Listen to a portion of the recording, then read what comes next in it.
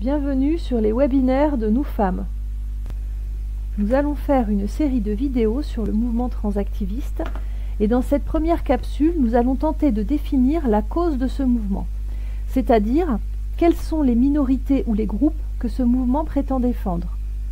Les transactivistes se disent défenseurs des personnes transgenres et des personnes non-binaires. Les personnes transgenres, c'est un concept récent, apparu avec cette mouvance, et qui inclut toute personne qui dit être transgenre, c'est-à-dire toute personne qui dit être de l'autre genre que celui de sa naissance. L'appellation de personne transgenre correspond au concept nouveau également de transidentité, et inclut aussi les personnes qu'on appelait autrefois transsexuelles. Ce terme est encore utilisé par certaines personnes concernées, mais il est déclaré transphobe par le mouvement transactiviste. Une personne transsexuelle, c'est une personne qui a suivi, pour quelque raison que ce soit, un traitement soit hormonal, soit chirurgical, soit les deux, et ce afin que son corps ressemble au corps des personnes de l'autre sexe. On reviendra sur les personnes transsexuelles. La possibilité technique de telle modification est récente. Ça inclut aussi des personnes dont les comportements, les vêtements ou les attitudes sont traditionnellement attribués à l'autre sexe, et ce, avec ou sans traitement hormonal ou chirurgical. Ces personnes existent depuis longtemps et dans de nombreuses sociétés.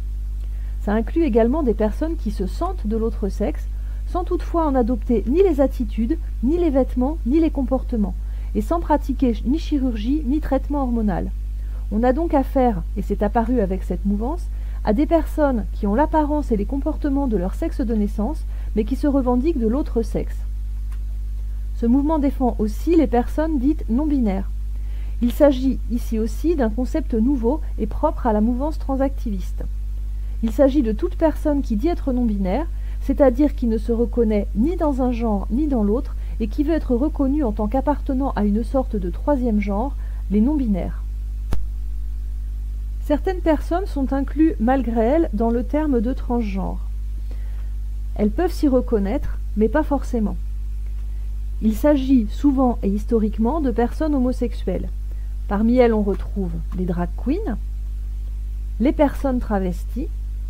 Il peut y avoir plusieurs raisons de se travestir, par exemple pour une fête, par provocation contre les normes de genre, ou pour une femme afin d'accéder à des professions réservées aux hommes. Les transsexuels, dont on a parlé plus haut, et les personnes intersexes. Une personne intersexe, c'est une personne qui est née avec une ambiguïté génitale et qui parfois ne peut pas être classée fille ou garçon à la naissance. Ces personnes subissent encore malheureusement souvent des mutilations de la part des médecins, qui veulent rendre leur sexe conforme. Des mouvements et associations de personnes intersexes militent pour l'arrêt de ces mutilations, et se sont parfois associés au mouvement trans par stratégie de visibilité notamment. Ça inclut aussi toute personne qui ne correspond pas ou qui déroge aux normes de genre. Donc ça peut être très large, et même inclure des enfants, ce qui est nouveau. Voilà pour les personnes incluses dans la cause du mouvement transactiviste. À quel mouvement historique ou à quel groupe se réfèrent ces militants transactivistes? Ils se réfèrent aux transsexuels, au mouvement homosexuel et au mouvement féministe. Nous reviendrons dans de prochaines vidéos sur les mouvements féministes et homosexuels. Je vais faire ici un inventaire non exhaustif des différentes raisons de devenir transsexuel. Une des raisons la plus couramment évoquée est la dysphorie de genre. La dysphorie de genre, c'est une souffrance diagnostiquée par le DSM. C'est donc une souffrance médicalement reconnue. La non-conformité de genre ne suffit pas à diagnostiquer la dysphorie, qui implique un sentiment de décalage entre le sexe anatomique d'une personne et son sentiment d'appartenir à l'autre genre. Mais pour qu'il s'agisse de dysphorie, ce sentiment de divergence doit entraîner une souffrance importante pour la personne qui peut faire le choix de transformation physique pour y remédier. Des mouvements de transsexuels demandent que cette souffrance continue d'être reconnue. Alors que la dysphorie touchait principalement des jeunes hommes, depuis quelques années, de plus en plus d'adolescentes vivant mal l'apparition de regards libidineux sur leur corps lors de leur puberté ou n'étant pas acceptées comme lesbiennes sont diagnostiquées ou s'autodiagnostiquent comme souffrant de dysphorie. Les alternatives, comme le droit à la non-conformité de genre ou à l'homosexualité, ne sont plus suffisamment relayées. Ces jeunes filles s'identifient alors comme trans, ce qui peut les amener à une prise d'hormones comme seule solution envisagée, voire à l'ablation des seins. Dans certains pays, l'homosexualité est interdite. En Iran, par exemple, l'homosexualité est interdite et fortement réprimée. Pourtant, l'Iran effectue beaucoup de chirurgies de réassignation considérées comme un remède à l'homosexualité. Cette situation est racontée dans la comédie musicale rock de John Cameron Mitchell de 2001, Hedwig and the Angry Inch. C'est l'histoire de Hansel, un jeune Allemand qui vit à Berlin-Est, et pour pouvoir épouser l'homme qu'il aime et partir aux États-Unis, il subit une opération. Mais l'opération échoue et Hansel se retrouve avec l'entrejambe d'une Barbie. C'est comme ça qu'il dit dans une chanson. 1 an après, Hansel s'appelle maintenant Hedwig, vit aux États-Unis et rage contre l'homophobie qui l'a conduit à ce qu'il considère comme une mutilation. Quand il apprend la chute du mur de Berlin, il est amer, car 1 an d'attente lui aurait évité l'opération. Dans beaucoup de pays, l'homosexualité n'est pas interdite, mais elle est très mal vue, et certaines jeunes lesbiennes peuvent penser qu'elles sont des hommes, puisque seuls les hommes sont censés être attirés par les femmes. Il en est de même pour de jeunes gays. Des hommes hétérosexuels peuvent souhaiter transitionner. Il peut s'agir d'hommes dits autogynéphiles. L'autogynéphilie consiste pour un homme à être sexuellement excité par l'idée d'être une femme. L'autogynéphilie n'est pas forcément une pathologie, puisqu'elle n'entraîne pas obligatoirement de souffrance. Et surtout, l'autogynéphilie n'entraîne pas forcément une transition, puisqu'il peut s'agir simplement de fantasmes. Mais elle peut aussi être une raison pour un homme hétérosexuel de vouloir transitionner. Les jeunes garçons peuvent être la cible du système prostitutionnel.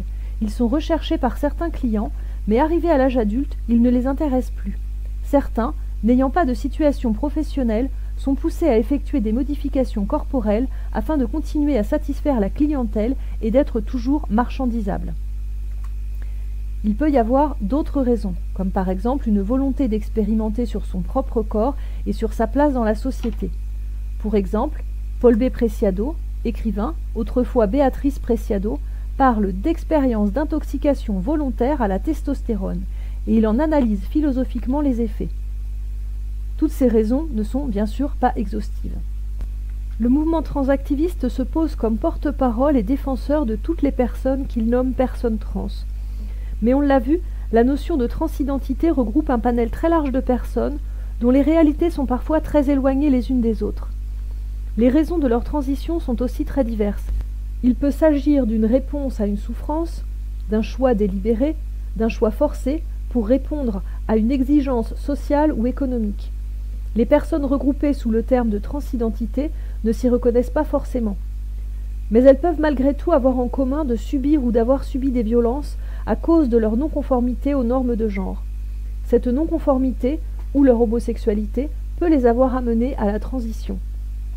Dans tous les cas, et quelles que soient les raisons de leur transition, que ces personnes se nomment elles-mêmes transsexuelles ou personnes trans, le droit à la dignité et à vivre sans violence doit être garanti pour chaque personne, et les violences exercées contre qui que ce soit sont à combattre.